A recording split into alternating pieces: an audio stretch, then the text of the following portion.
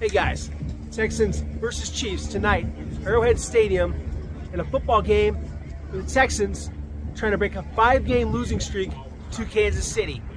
Last time they won here, I covered that game, 2019. Charles Lamena, who ironically now plays for the Chiefs, forced a key fumble on Patrick Mahomes. They could use a play like that tonight. And Carlos Hyde, a 1,000-yard rusher, had a big day, really steamrolling the Chiefs defense. But it's a new year, many years later, and this has been a place of a lot of pain and frustration for the Texans, especially last year's divisional round playoff game and last December when Tank Dell blew up his knee. Unfortunate situation down in the far end zone down here. So tonight, big key for the Texans, trying to contain Patrick Mahomes. As D'Amico Ryans calls him, Houdini in cleats, someone that is one of the most elusive quarterbacks in NFL history, great at creating plays out of nothing, creating magic, some people call it, and his ability to have torque on the football and touch like a basketball point guard. Truly elite at eluding pressure, buying time, and being able to get his team into a good situation. Of course, his timing with Travis Kelce is legendary, and he's built a good rapport with Xavier Worthy and Rashee Rice. So he has some formidable targets. What he doesn't have tonight is a healthy offensive line. Jawan Taylor, out. Joshua Simmons, out. Trey Smith, the best guard in the NFL, arguably, is also out. So a very banged up Chiefs offensive line, and one that had some problems against the Dallas Cowboys. And that's a matchup that's really sort of tailor-made for the Texans' top-ranked defense for scoring and yardage, as Pro Bowl defensive ends, great pass rushers, Will Anderson Jr. and Danielle Hunter will try to exploit what looks like a mismatch to me and to most, not just on paper, but in reality. And we'll see if the Texans are able to get to Mahomes quickly enough. Is there a quick game? How do the Chiefs react to not having their normal offensive line? I think they'll run their offense. I also think you might see them try to test the Texans, who did give up some rushing yards to James Cook, had some problems with Bucky Irving early in the season. If there's anything you could say maybe with the Texans, maybe they want to test the middle. I think Tim Settle Jr.'s injury is a big factor for the Texans, their biggest and best run stuffer. So we'll see Sheldon Rankins, we'll see Tommy Togiai, and Haggai Nabwise, an international practice squad player who is gigantic, 6'8", 340.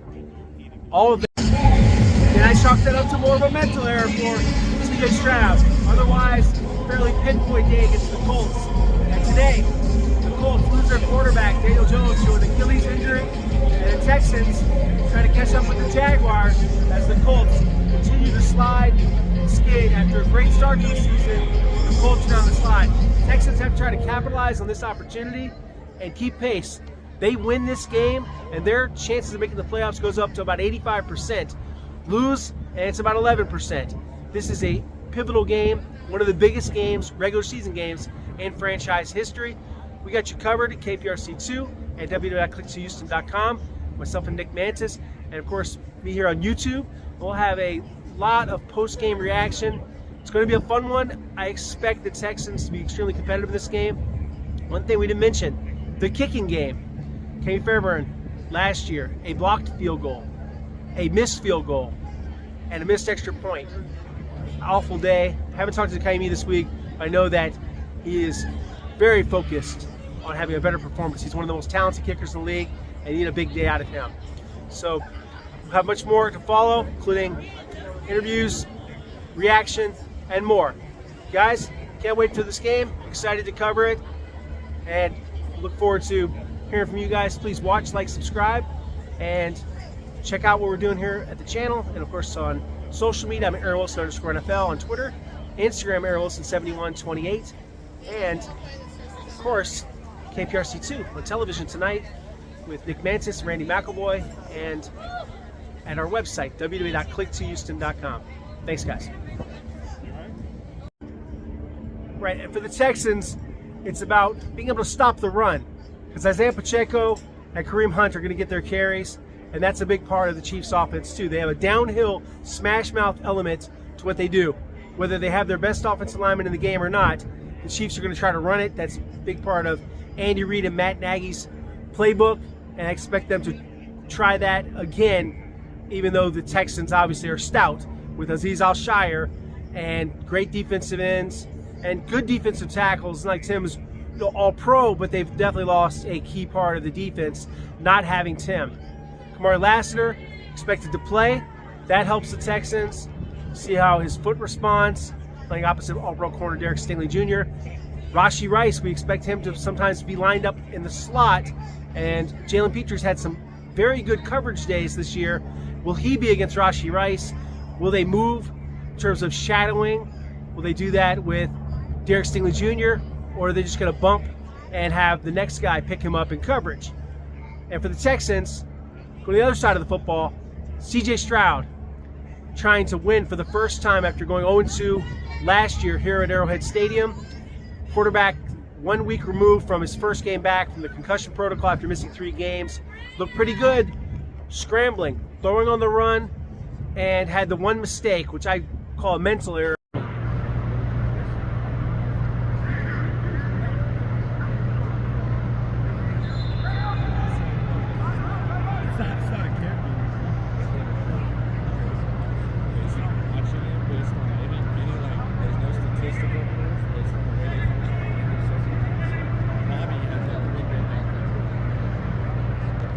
This seems like a rough and tumble kind of football game. Like, roll your sleeves up, it's going to be cold. Could see you guys running the ball a little bit. How do you see this game? I see it as a really fun game. I feel like this is probably like football weather, so this is like the type of game that everybody would want to play in. And it's like primetime game, so it's going to be a really fun game on both sides of the ball. Hey, they've got a good front. They got Loftus, they got Jones, and their defense coordinator, Spags, he likes to switch things up a little bit, a little crafty. Yeah, they have a really good defense, a really good defensive line. I feel like it's a challenge that we've been working towards, and I feel like it's going to be a good challenge for us, and it's going to be a fun game. Like, they have great players, we have great players. So. You feel 100% now? Yeah, I'm feeling very confident. Yeah, you feel like better? Body? Yeah, your body. I'm feeling better, yeah. All right. How's it feel to be back out there? I feel good. Just be back out there and play the game I love. Just needed a day. Yeah. Sometimes we all need a day. Yeah, for sure. How excited are you about the matchup to play the Chiefs and to, this is a big football game? It's a big football game. It's a big football game we got this week. So we just got to go out there and execute. And trying to keep this thing rolling. When momentum starts, sometimes they say it'll just keep going. How do you feel about the momentum you guys are building? Momentum is play by play, week by week. Just going out, just want to get that W so we can have a smile on our face and then come back Monday happy. At practice today, did you feel yourself like pretty much like you usually feel? Yeah, for sure. Just going out there, being able to get back on the field, run around, and just listen to the music, have fun, and just execute plays at a high level. Cold weather? Go ahead. How many cold weather games have you played in your career? Probably like 3. One was at USC last year. Washington. It was raining, cold. It was a cool game. What is the difference in playing in those cold weather games as far as running back is concerned? Well, it's really no difference. Kind of guy, if you just stand on the sideline, standing in the street or something, you know the main things, your fingers, ears, and toes. So that's really the main thing. I try to cover my ears. Yeah. Sleeves, no sleeves. Oh, no sleeves. Never could wear sleeves. Just fumble, slick for the ball. What about the hits? Does the hits seem a little bit different from the cold? Them hits? When you take the hits? Nah, not for real. Making sure that we're not flying by, and then coverage. We always, Coach Ryan's always talking about rushing coverage and making sure that we're plastered on the backside. If you're on a guy, stay on a guy, and it's really just all of us doing our job. You're a guy that's experienced a lot of heartbreak at Arrowhead. How do you channel that? Do you use that? How much is that motivation to you? Yeah, most definitely. And I think for us, it's not like looking back in the past. Obviously, like we know that feeling, but it's really just going to be all about us, man. We go in there, we execute, we be detailed, locked in on our job, mentally sound. Man, I think we get the outcome that we want. that's just everybody doing their job and everybody having fun, fighting around and playing to our mentality. Is there anything you learned? I know they're different teams, you too, but is there anything you've learned about having gone to that place and facing that aura of the Mahomes magic and the fans at Arrowhead? Like, is there anything you've learned that you can take away? Yeah, most definitely. Just closing out the game. That's the biggest thing. Like, we know he get the ball at the end of the game, he can make it happen. So for us, it's really just going to be about closing out the game and really making sure that, we're swarming, offense doing their thing, defense doing their thing, special teams doing their thing, and playing complementary football. Kind of similar to what you all had to deal with the Ravens and getting past them.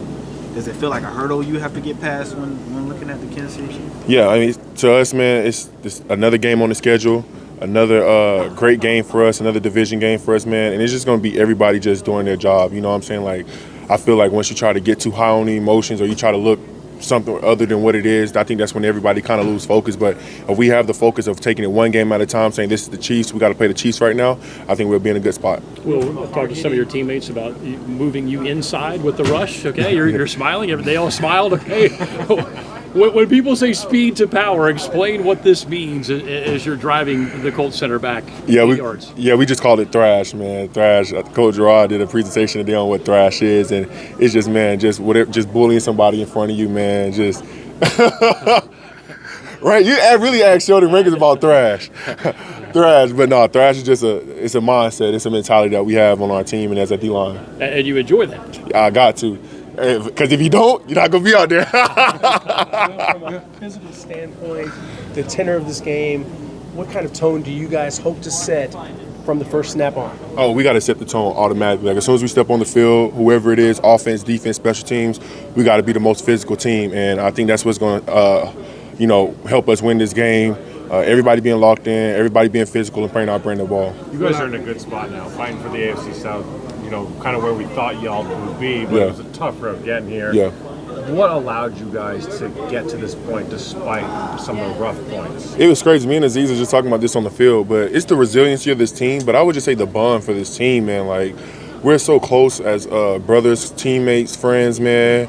And we went up to West Virginia and bonded up there, man. And I really think that really helped us connect and really be able to stick together in times like this. Like, nobody wavered. Nobody was blaming each other. Like, we was like, man, let's just keep going to work and getting better. And when this thing turn over, it's going to turn over, and it has been for us. Will, I apologize if you've been end of the year.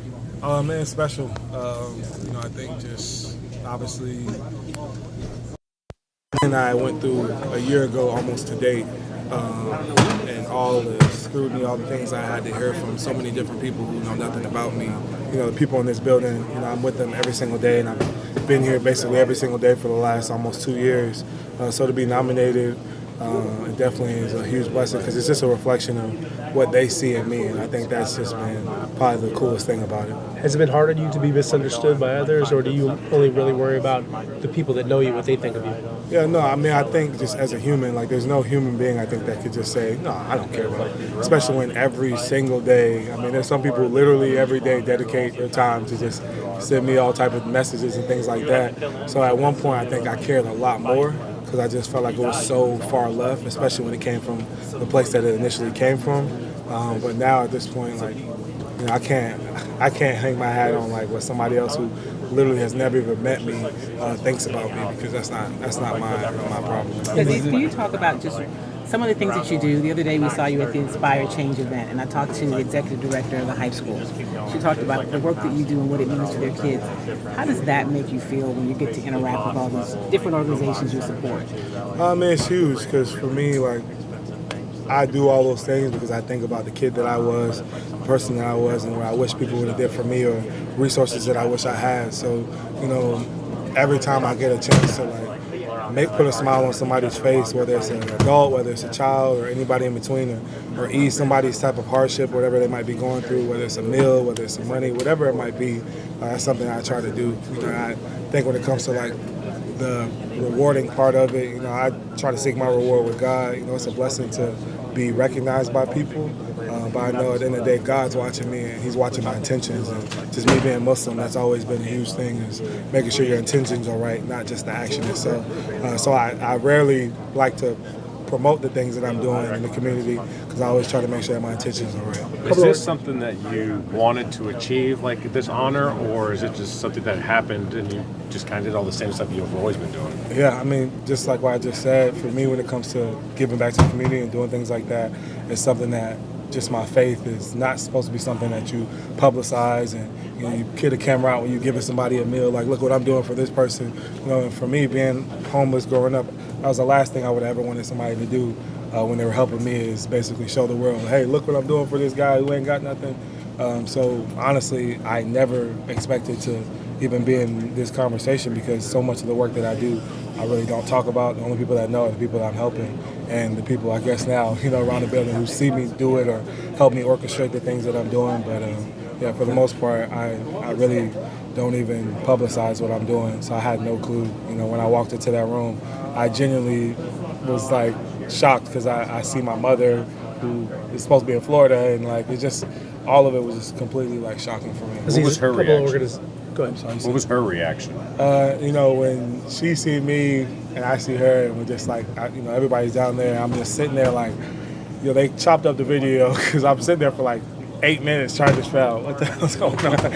And then just when Cal and Hannah McNair told me I was the Walter Payton Man of the Year nominee, I'm sitting there, I'm seeing my mom, and I just give her a hug, and I just break down crying, because I'm just thinking like everything that I experienced, everything that I've been through, just in my entire life with that woman, for her to be there to get that nominee, like, I mean, I appreciate them, because, I appreciate the organization for having her here, because, there's no other person I would have wanted to celebrate that moment with that probably helped me get here more than my mother.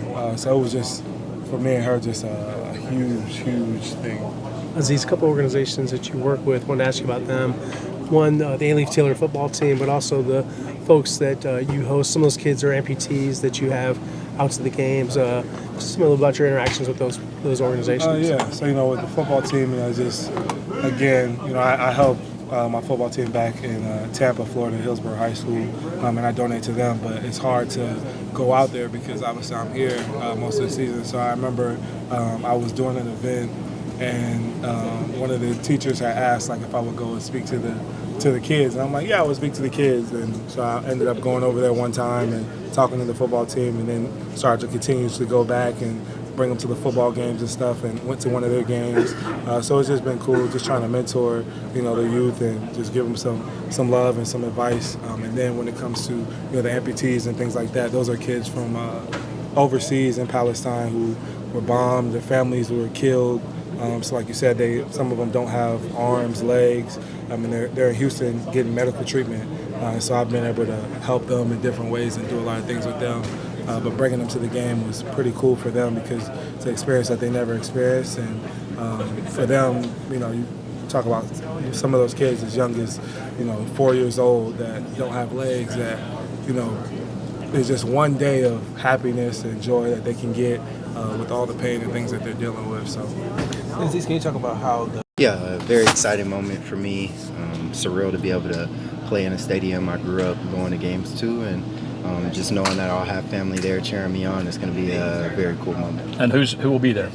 My mom, of course. I'll even have family from Ireland there. They flew into the States to be there, so I have them, my granny, my fiance, pretty much anybody you can think of that's in my close circle, they'll definitely be there. Chandler, did you grow up going to Chiefs games? Did you ever play any high school football games at Arrowhead?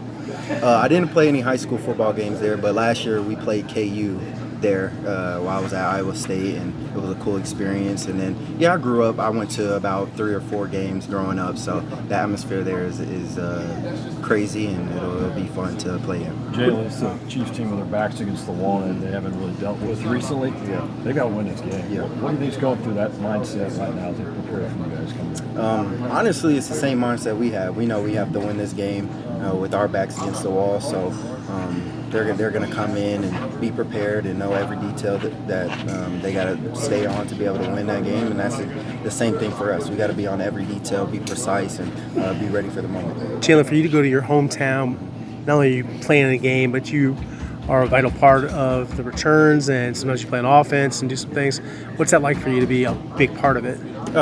great just to have an impact. I mean, although it's KC, I'm going back home.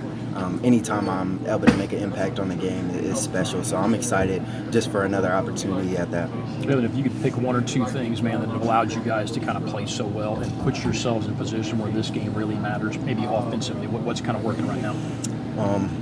I would just say our urgency out of the huddle and being able to get our pre-snap communication, that's improved a lot to be able to win these 4 games in a row, and then just making the play in the moment. I feel like there's been moments where sometimes we're sluggish, but when that moment comes that we need to make a play, we've been making those plays. And, whether it was D Mills the past 3 games and then CJ the last game, them making the right plays in the big moments has been huge for us, and I know they'll continue to do that. Guys, Nico was just saying that to get to where you guys want to go, you got to go to places like this and win these kind of games. How do you think? What's your mentality about that? Yeah, man, you know, KC is one of the best teams in the league every year. It's going to be cold. It's an element that we got to get used to playing in. So games like this is games that we got to be ready to play in the playoffs. So we're looking forward to going out there and getting a dub.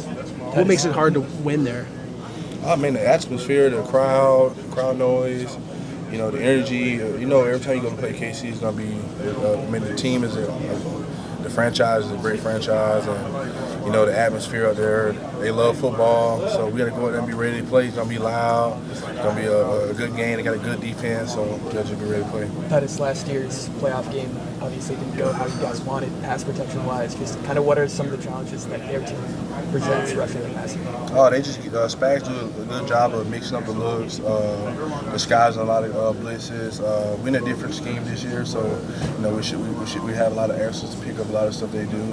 But we just got to be seeing the stuff through the same set of eyes, and everybody be on the same page, and it should be good. How do you feel that scheme has helped you guys improve and be prepared for this matchup? Oh, it's been great for us. There's a lot of answers to a lot of places people try to do against us to get us off a lot of double teams. So I feel like everything we're doing this year has been good for us as an offense and allow us players to play faster and be better. I know it's a lot of new guys on that front 5, but does having that matchup and your season last year, does that provide any extra motivation going into Kansas City? Oh yeah, it's a team that you know we haven't beat since 2019, since we went there and won the first game. So you know it's a lot of motivation for us to go up there and win, especially against a team that you know it's the Chiefs, man. So you always want to go beat the Chiefs. So it's definitely a lot of motivation. Did you like the tush push play with Cade? Oh yeah, I love to play. The thing is, it gives us offensive linemen a chance to just fire out the ball and get an easy first down. You know, so it's something we can continue to work on and get better at. I think the more we do it, the better we get. It's a great team, man. You know, Super Bowl contending team. We know what it takes to beat them guys. You know, you got to play hard for quarters. You know, you got to be great at fundamental football. You got to be in your details, man. So that's a great team, like almost perfect. You know, so they got great playmakers over there, man. So it's only right we got to go and be sharp. You know, it's on the road, night game. So that's against the wall. You know, so this game got to be as sharp as ever. You've played them on kind of a national stage a lot. Do you enjoy that? Do you think there's some kind of small rivalry between the two teams here? You know, I feel like in order to get where we want to go, we got to go through teams like KC, Buffalo, Baltimore. You know, everybody, man. I feel like everybody's great in this league, man. And whenever the opportunity comes, you got to take advantage of it. You know, so prime time, no better opportunity to go out and have fun. You know, put the world on notice. Nico, you and CJ seem to fall right back into your old rhythm. How long did it take for you for that to start clicking again? You know, he never left. You know, it's been clicking since day one, since he got here, rookie year. You know, but I'm glad that he's back though. I'm glad he's back playing football, being himself. You know, I feel like we got to continue to work on the things. Everybody, entire offense, timing, staying on track, putting points on the board, score, and like I said, moving the sticks, man. That's the most important thing for our offense right now. You're in a tight. Y'all like to focus on things just week to week. But have you seen a common thread of why you guys have been able to be successful during this winning streak? I feel like just not making the moment bigger than what it is, trusting the process, and taking one week at a time. You know, I feel like you skip ahead and start looking to the future. You forget where your feet at. You know, you gotta be where your feet are at all times. And I feel like that's where we at right now. Just one step at a time, one game at a time, continue to build. The South Division. People have, over the years, had some opinions, maybe not so nice opinions over the years. Yeah. Do you feel like the South Division is an underrated division with the way you guys have played this year? Say underrated? Underrated. Yeah, man. I feel like our division's pretty hard, you know, but it's a great division as well. I feel like every division is great, you know. But our division isn't easy. You know, we got some great competitors, great dogs, man. And, it takes a lot to win the division, you know. So I feel like for us, we got to continue to chop the wood, continue to find the things we can work on as a team, and continue to build. You know, it's just the season just getting started, you know. So let's go. I feel like this offense is doing more of the things that you started out wanting to do. You can see the process of it. Yeah, you know, I feel like offense, man. We didn't start out as fast as we wanted to. You know, start out kind of slow, but it's a marathon. You know, you can't get your hopes down. You know, you can't get too high. You got to continue to press forward. You know, keep your eyes in the windshield and put one foot in front of the other. You know, you can't get mad because one play didn't work and everything go downhill. You got to continue to see what works, continue to see what beats, continue to, you know, make. So, the plays that you guys got to run, how fun was that, and how do you feel like it went, and do you want to do that some more? Yeah, it was good. Obviously, put up with that situations. Wish we could have been 100%, but keep working at it. First time bringing out the bag, so hopefully we'll keep building on that. You said in high school you threw a few? Yeah, I played quarterback in high school. I don't know if I was very good at it, but I played it. Think they might want to warm up the arm, or you think mostly running it? I don't know. You're asking a lot there. I don't know. I just follow the rules. When did they kind of come to you with that idea as when you guys wanted to kind of put that in? We've had it in the bag for a while. Just kind of decided this was the week to do it, bring it out, felt confident in it. So we did it. Worked out all right a couple times. Just keep building on it from there. Kind of a by any means necessary approach to the red zone, like whatever it takes? Oh, yeah. I mean, anything to help us win ball games and critical downs, critical situations, that's what we're going to do. Do you think the other team was surprised? What's that? Think the other team, they look surprised to you? Yeah, we never showed it. So first couple times pretty good, then they started catching on to it a little bit. So hopefully figure something out. What is the key to be successful in that tush-push play? You see teams that are great and some teams that aren't. It's not the guy with the ball. That's not what makes you successful. It's the big fellas in front of you. So luckily we got a couple really good guys on their interior here that get a good push. It's like you see the Eagles do it. Like you got to get a good jump for the ball, and you got to make sure you hang on to the ball. So. CJ said you asked him a lot of questions on how to take the snap. Is that true? And two, what's the advice that he gives you? Like, what does he say to you to help you? Yeah, no, it was different taking a snap with a bigger ball, obviously, than what you did in college and then high school also. So just getting your hands right and everything like that. I'm not going to tell you what he told me, but yeah, it was good. He gave me some good advice. I think we get the idea. Yeah.